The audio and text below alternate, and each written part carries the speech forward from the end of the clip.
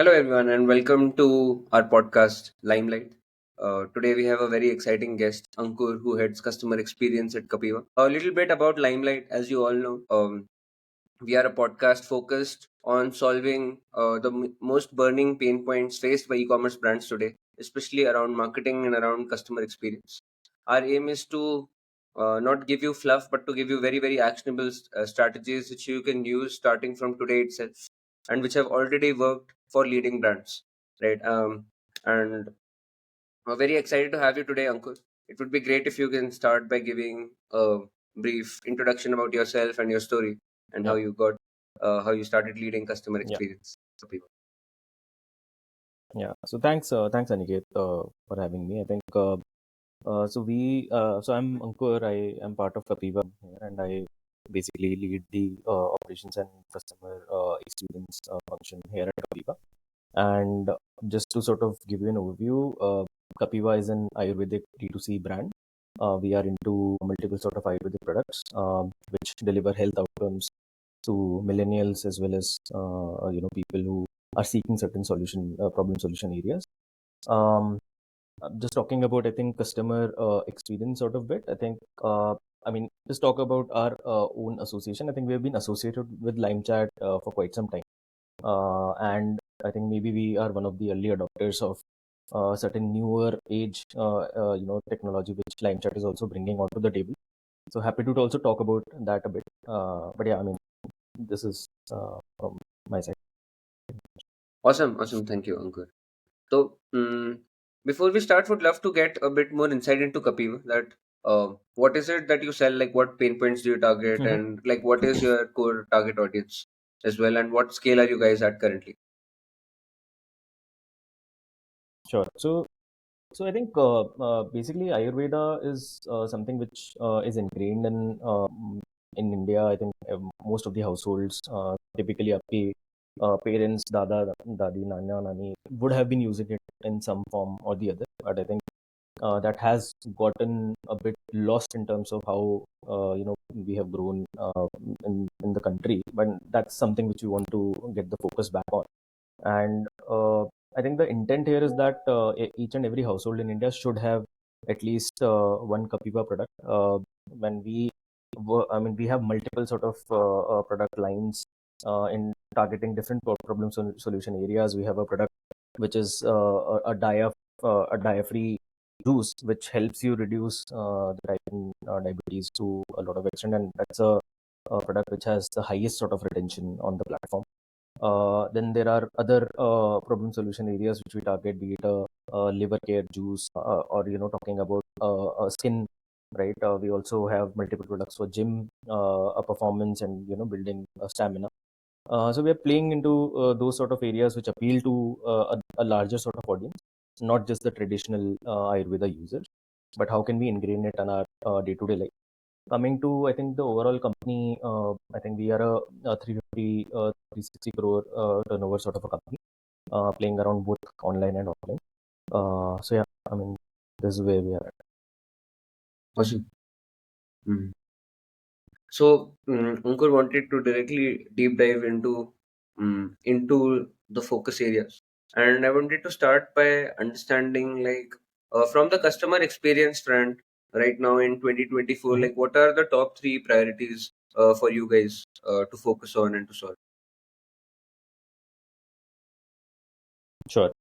So I think with respect to customer experience per se, I think three key outlines which we have ourselves here at Kapiva, and not just with respect to the customer service and the customer experience, but holistically how we are trying to sort of build that reputation in the market. I'll cover that as well. So first important key outline is that how I think with respect to very very standard thing, which is how do I give my customer a better sort of experience, especially with respect to any sort of grievance they have, be it with respect to knowing what is the right product for them, be it with respect to any particular issue which they are facing with their order, or anything post order, anything which they want to know more about. How can I give them a better sort of experience in terms of a better quality answer, a timely answer, and address that quickly. So there, I think first key sort of theme which emerges is how do I improve my answering time to my customers and give them the right sort of answer which they feel that they have gotten the complete sort of answer from our side. Here, we are working on a few AI related things, especially I think in terms of chat. I think we recently started using line chat AI, which has increased my bot answer percentage from almost 80 to 86%, 6% increase in the basically the timely answers which I'm able to get to my customers. And also one key thing which we also keep measuring is the bot hallucinating, right? So is the bot giving the right answers at the right time? And I think there we see that it's working pretty fine as of now. And we also do track in terms of what sort of CSATs are there on the bot and the incremental volume which is going to the AI bot, what sort of CSATs are there. And I think it's pretty much in line with respect to what we were there earlier. It's not dropping, and at the same time it's increasing in the last 2 months. So there I think this is one. Second important thing in AI is what we are trying to do is for our agents to develop in terms of what sort of quality answers they are giving to the customers. So there are a few tools which I've started using where all the calls which are coming in into our system, all those calls are audited by a AI speech tool.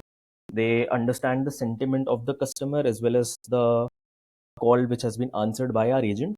The entire sentimental analysis in terms of whether the agent was able to understand the customer grievance properly, whether the agent was empathetic to the customer and did he use the right sort of words to sort of answer that, and ultimately was he able to sort of give a clear sort of direction in terms of what the customer was seeking.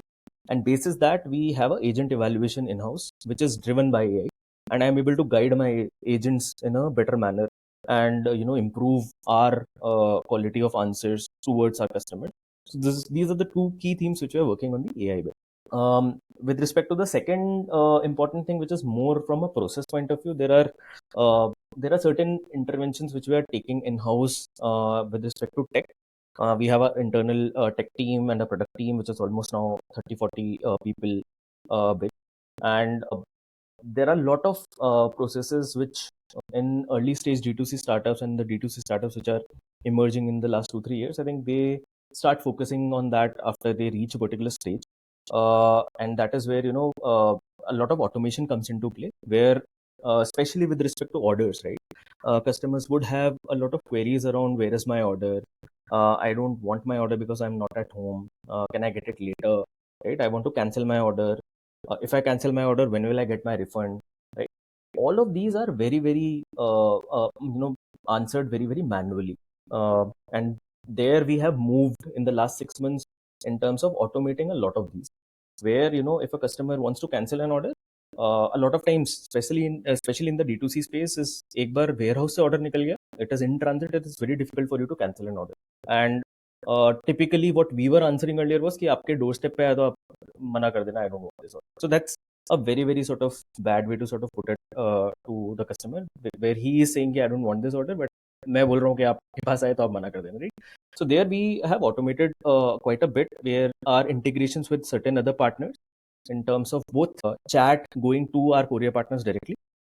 We give them those real sort of triggers, real-time triggers, where customers can just simply type in, I want to cancel my order, press 1 to cancel, and immediately that trigger goes and that order is basically cancelled.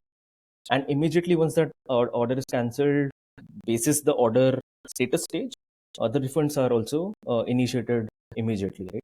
So that is something which we have tried to sort of build, and that is something which is now applicable across the different sort of LOBs which we have, be it chat and IVR. So this is more of a process sort of perspective, and within this, I think customer segmentation is also something which we're working very, very closely on. When I say customer segmentation, it is also around there are a pool of customers which are very, very loyal to Capiva, which have been using Capiva for for last 3 years, 4 years, and are very, very clear that they are getting the right sort of outcomes. And at a company level, any sort of thing which I do for any customer, I we at a company level we want to ensure that we are sort of giving them the right sort of thing. So few things which we have recently started on the physical touch points, be it, if an order has been returned or RTO'd, right? Or we have given a incorrect sort of a product. So these misses do happen at a warehouse end, at a delivery partner's end. And we try to sort of, make it up to the customer by a sorry card, or maybe, there is a gratitude from our end where we want to thank that customer for bringing a particular issue to us, which we as a team, we missed out on. So there is a thank you note. Along with that, we do share certain, vouchers, and periodic sort of events is what we want to organize for the loyal set of customers, especially where, in case we are launching a new product, we want to test it out with them first, and understand their viewpoints around whether this is fruitful, is there a need, how are you sort of perceiving it, is that giving you outcomes, and take that feedback and, improve our product. So these were the two key things. The third, I think I would say, the bigger theme with respect to Kapiva as a brand is that we are investing heavily in our R&D. We have a separate R&D center now, where each and every product is now getting tested in terms of when we are getting it into the market. The entire thing has gone behind in terms of putting in the right sort of benchmarks around what we want in that product and what sort of efficacy we want to drive. We are also getting in a phase where we want to get certain patents out. There are a lot of products which are Ayush certified, where we have a proprietary sort of formulation, and that is something which we just want to keep sort of expanding. And Kapiva has set up a separate sort of a budget for ramping up its R&D capability, and that is where the company is heavily sort of investing on. And that, I think, is the fundamental sort of stepping stone for any sort of customer experience which comes out from this entire thing, right? So I think company is very, very focused in terms of getting to the best of its score in terms of ingredients, in terms of the right product which deliver health outcomes, and we are treading into that sort of direction. Hmm. Got it. There were a lot of things to unpack there, right? Around using AI tools, automating a lot of manual processes, and Mhm, streamlining your operation, doing proactive communication, around customer loyalty and segmentation as well. All right. mhm, So I would want to go into that one by one. So I would want to actually start with a very basic question that currently, like, um, what channels do customers use to reach out to you on, and mhm, what kind of mhm, questions do customers typically have, right, mhm, in terms of customer support? Like, what would be like the rough mhm. breakdown of like the top 5, 10 classes of queries that you get? Sure. So, in terms of, I think, the reach outs, there are four key sort of LOBs which we have. One is social media, which we treat as a separate sort of a thing altogether. And that is, by the way, the most number of tickets come on social media. When we say tickets, any ticket, even if a customer is saying hi or responding to someone else on or commenting on someone else's this thing, each and everything we count it as a ticket internally. But in social media, typically, I think only 4 to 5% of that is relevant for us as a company, where the customer has a grievance or an inquiry. A lot of it is general commenting, and we classify that as junk, right? So social media is one sort of LOB. Apart, so that we treat as a different sort of a thing altogether. Among the other three, I think, especially chat, voice, and email, these are the three other LOBs, and the split between these three is 40-40-20, which is 40 chat, 40 sort of calls, and 20% is email. Yeah. So, and broadly, we have around 30,000 odd tickets which are landing to our agents overall from these three LOBs in a month. And So yeah, what would be like to the your main? second question, yeah. Yeah. So I think you had mentioned that what sort of queries do people sort of come out to Kapiva for? So here also I'll just talk about how we have sort of segmented these queries. So so all the tickets which are created, we club it into three parts. One is complaint, second is inquiry, third is a request, actually four parts, and fourth is a feedback, a positive feedback, or what you can call it. So these are the four things which we classify it into. And the broad split, so I'm just talking about the three, email, chat, and voice put together. Social media, I'm not currently commenting on. But these three put together, I think one third would be inquiries. Inquiries would entail, where is my order? I want to cancel my order. I want this order at a later date. So anything, or I want to know more about a product. Sorry, all these three which I mentioned is part of the request. But inquiry is around what sort of product should I use? I'm this age. Can I use this product? And a lot of these questions come out to our customer support agents about products specifically. So info about products, info about the health sort of outcome. This we classify as inquiry, and almost 30% of the tickets land there. In terms of requests, so when I talk about requests, that is another 30%, which is more of order related thing. Info, where is my order? I mean, there are few cases where the attempts are made by the courier partners, and the customer is not available, and they reach out again that can you deliver at a later date. So these classify as requests. Third part is on the complaints. Complaints would be almost again 30 odd percent, where customers come out and talk about multiple sort of complaints, be it order related, refund related, and so on. Right, so multiple breakdowns there, and 10% would be feedback for Capiva, more from a positive perspective. So that's how is the mix of the overall thing. Got it. Awesome. Mm, and you mentioned that like I and you one of your priorities is using AI, and I think in the last Mhm, 3 months you've been like one of the first adopters in this case as well, especially like of our mhm, GPT powered bots. And I wanted to ask, mhm, like, what is the main pain point that you saw? Right, you were or at 80% mhm. automation roughly. You had a click based bot, right? So what kind of queries did you see which could not be handled effectively with a bot which was just using like click based flows, that you started using AI as well? Sure. So I think with respect to AI, so by the way, that percentage which I talked about, 80% was pre AI usage. Now it is at 86% automation, which is 6% as now getting answered by the AI bot additionally for us.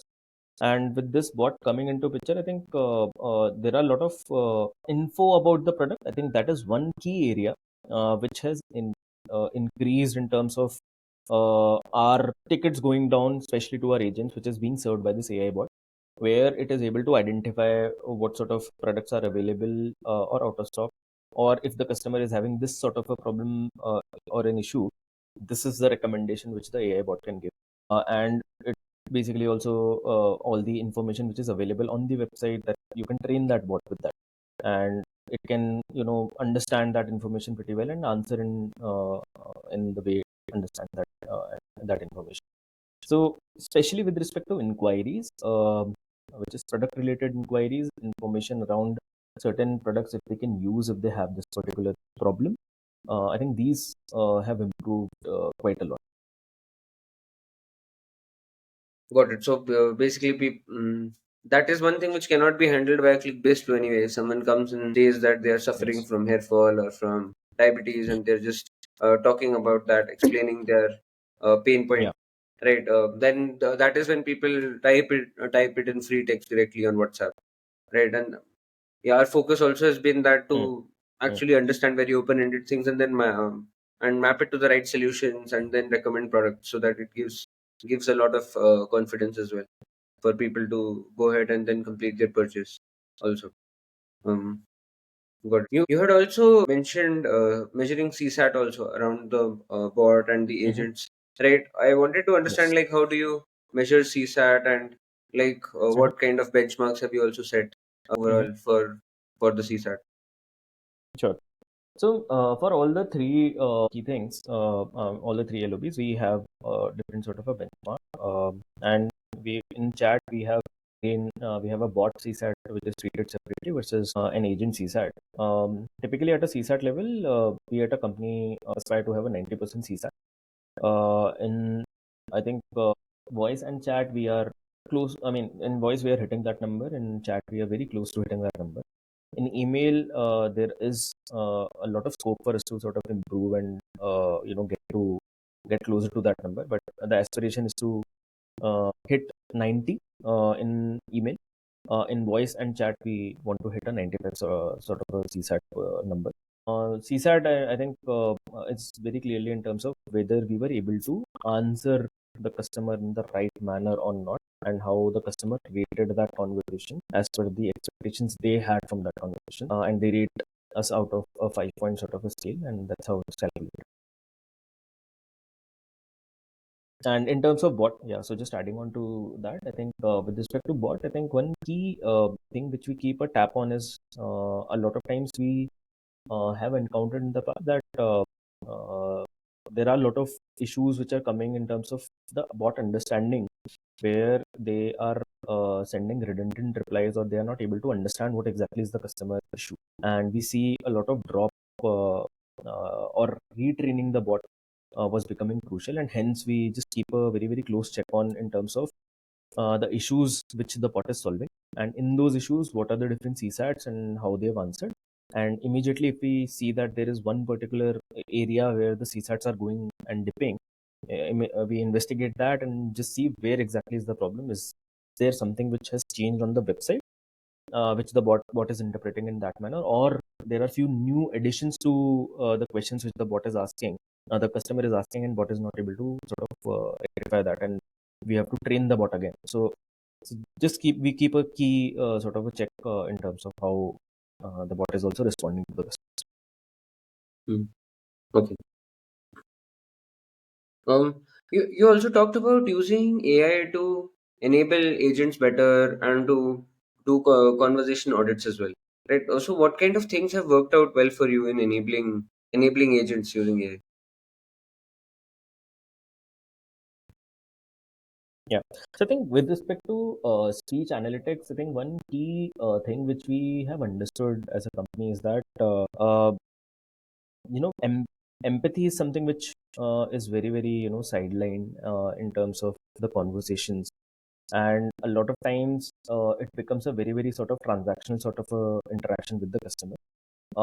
And there I feel that it's a very very sort of a thin line where agent has not done uh, as per whatever he has been told to, right? He has followed the script, he has given whatever he was asked to, but there is an element of understanding the customer deeply, and being able to empathize with that particular problem, and whether he is really able to sort of do it. I think AI is able to sort of also guide us in that manner, that this conversation may have been dealt in a better manner, where you are understanding the customer better, and maybe you would have used certain more words in a manner which the customers would have felt more good about. So I think that's in terms of sentiments. I think that is one good thing which is coming out of the speech analytics thing. Apart from that, there are incidences where we are able to sort of catch it real time, rather than the traditional way of having a sample audit done out of 10,000. I select a sample set of 500 and I audit and give a feedback. So it's no more there, right? So I can do an audit for the entire 10,000 sort of conversations, get a clear input around what conversations were done in a proper manner with a complete script which the agent was supposed to, and which were not, and were there certain words which were used by the agent which he should not have used, right? And there is a very strict policy in terms of having a very very thin line around not crossing a particular boundary, and we are able to sort of identify that real. Okay, awesome. Good. Mm. Next, I wanted to move on to the other focus area which you mentioned, where you automated a lot of manual processes around cancellation and modification of orders, and Hmm. even around Hmm. returns. So, what kind of things have Yeah, worked out well for you in actually being able to automate these kind of workflows? yeah. So I think earlier the cancellation was completely manual. A lot of times, we do see that the customers have ordered, and later on maybe they would have changed their mind, or maybe they are not at home at the time of delivery and they want to cancel it. For that, the hassle which they face is that they have to reach out to the customer support. The customer support understands the query, then it is sent to an internal team. So we have a segregation of L1 and L2 internally. L1 are the first touch points, and then they uh, anything related to touching the backend is done by the L2, which is typically in-house. And there is a process gap from our side, not from the customer's perspective, but internally it was set up like that, where the first agent is transferring it to the second agent, and they are taking their time to sort of action on it, and it's a very very sort of unclean sort of a system, just for cancellation taking longer time, and by the time it is you're taking that action, maybe the product is already, it has been attempted, right? So there we felt that, why don't we just give it directly to the customers, and why do we even need an agent? If the customer wants to cancel, he can just press one, and we can just immediately send a trigger from our side to the portal and cancel that particular order. So that entire thing we have enabled. And second, obviously, is the refund part. Earlier, entire thing was again manual. Team was waiting for that status to change, that whether it has reached our warehouse or whether it has been RTO'd, and daily they will check in the morning कि पिछले दिन के कौन से orders थे जो आए थे, अभी इनमें क्या status है, अब इसमें refund करना है. So it's a very very tedious sort of process. So again, we incorporated the same thing. Once it has cancelled or it's RTO, immediately an automated sort of a refund happens to a customer with a clear intimation that your money has been refunded back. So this broadly, I would say, it's uh, led to a much cleaner sort of a system where there is a very clear visibility around all these sort of customer touch points, be it with respect to refund or a cancellation. And just, I think one point which I missed on this, in terms of experience, I think the delivery experience is also something which we had worked on very, very closely. With respect to delivery experience, if I talk about, getting all the right statuses firsthand to a customer, and that is something which we internally sort of detailed out कि किस message जाना चाहिए, and the customer should be aware about कि अगर उसका order delay भी हो रहा है, by when we'll be able to sort of deliver, and they should be informed proactively about it. At the same time, if we are also, we have to replace a product. There is a separate sort of mechanism for replacements also, which we follow in terms of the calling out messages.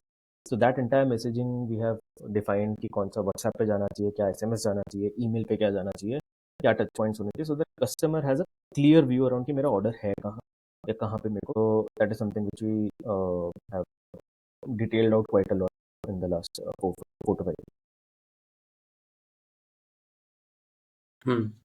Yeah, the last thing which you mentioned, that has to been super effective. I also remember in sending out proactive updates when orders get delayed, and in taking customer inputs when an NDR happens, right?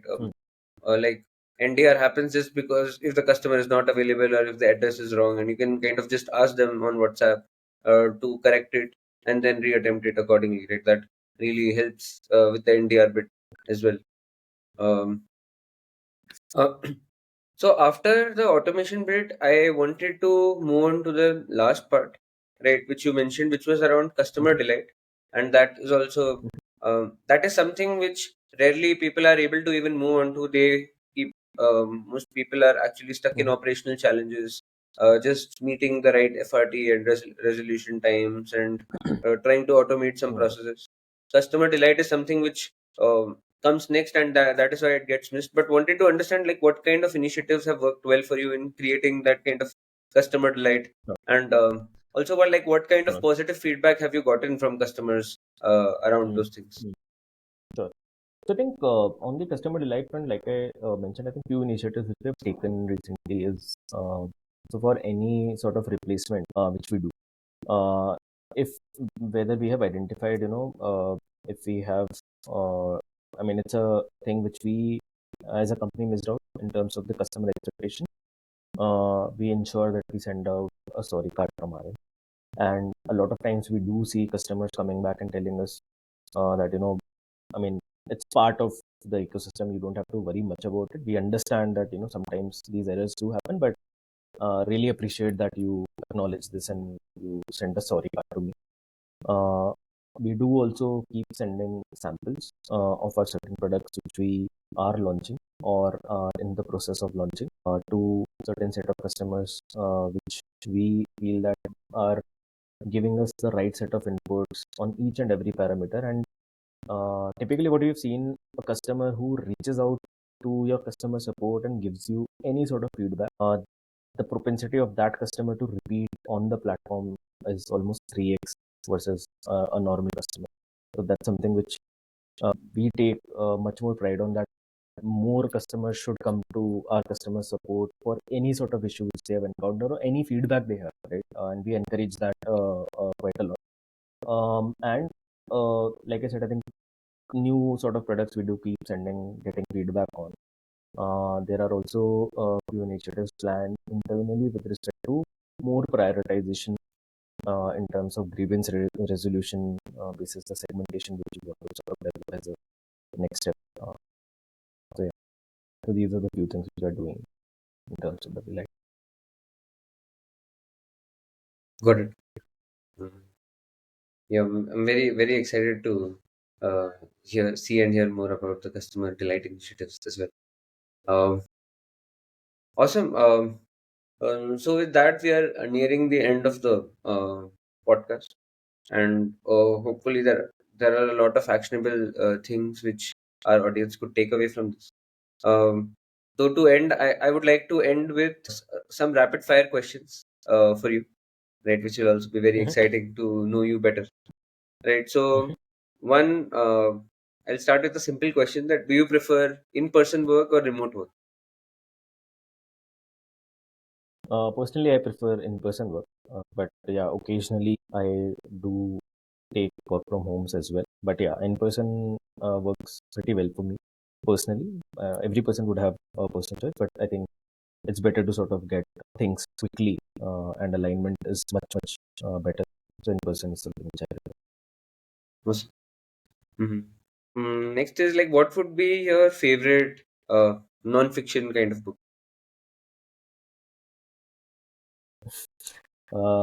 Non-fiction book you were talking about. Actually, I'm not a much of a book reader. I am more into movies and TV series, and uh, there are a lot of documentaries I do watch, which are much more related to biographies of certain set of people. So honestly, I'm not a book reader, so I So won't be what able to would be your comment on that. favorite But documentary then? okay. So I'm very much World War II set of. I mean, I do read a lot about World War II. I keep watching a lot of movies and series around it. So the entire 1939 to 1945 sort of period, I derive a lot of interest in knowing a lot about World War II specifically. Okay, okay, good. Mm, uh, I also wanted to ask, like, what is your go-to activity to unwind after a tough day or a tough week? So I think after a typical day at work, I uh, play with my children. I think that's the most fun time which I have, and the stress-free time I have during the day, and derive a lot of pleasure in doing that start of the day and the end of the day. That keeps me stress-free quite a bit. Um, and the last question is, if you had to sum up your leadership style in one word, what would that be? I think as a person, I'm not a very extrovert sort of a person. I talk a bit less. I think the typical style, if I have to define myself, is more.